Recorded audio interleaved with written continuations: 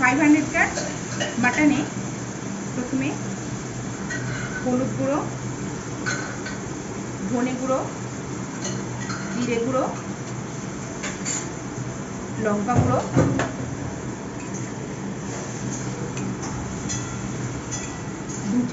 তিন চামচ বড় চামচের টক দই, আদা রসুনের পেস্ট 2 চামচ আর কাঁচা পেঁয়াজ দিয়ে ম্যারিনেশন করতে হবে। ম্যারিনেশন করে 1 ঘন্টা রেখে দিতে হবে। আবার আসছি 1 ঘন্টা পরে। সর্ষের তেল, ফোড়নে গোটা গরম মশলা, জিরে আর তেজপাতা দিয়ে দিলাম। পেঁয়াজটা লাল করে ভাজা হয়ে গেলে তাতে দিলাম আদা রসুন পেস্ট আর মধ্যিখানটাতে দিলাম একটু পেঁয়াজ বাটা। এতে দিয়ে দিলাম কিছুটা টমেটোটা নরম করার জন্য দিলাম 1 চামচ নুন। আমি কিন্তু কোনো এক্সট্রা তেল দিইনি, দেখতে পাচ্ছেন, তাই একটু সময় ধরে মশলাটাকে আমি কষাবো। এবার এতে দেব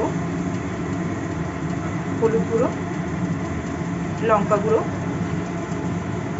সামান্য একটু জিরে গুঁড়ো আর একটু ধনে গুঁড়ো। দেখতে পাচ্ছেন অল্প তেলেও মশলাটা কি সুন্দর কষা কষা হয়ে গেছে। এরপরে আমি এর মধ্যে দিয়ে দেবো আমার ম্যারিনেট করা মাটনটা আর দেব একটু কাঁচা লঙ্কা। এবার মাটনটা আমি ধিমে আছে অন্ততপক্ষে 10 থেকে 15 মিনিট ভালো করে কষাবো।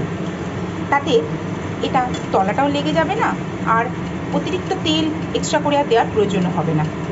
সিম্পল। এরপরে দিয়ে দেবো ভাজা আলু, তারপরে প্রেসারে 4টে সিটি মেরেই তৈরি হয়ে যাবে আমাদের তেল ছাড়া গরমে ঘরোয়া সুস্বাদু মাটন। এটা যাবে আমার প্রেসার কুকারে। ভাজা আলুগুলো আমি এর সঙ্গে প্রেসার কুকারে দিয়ে দেবো।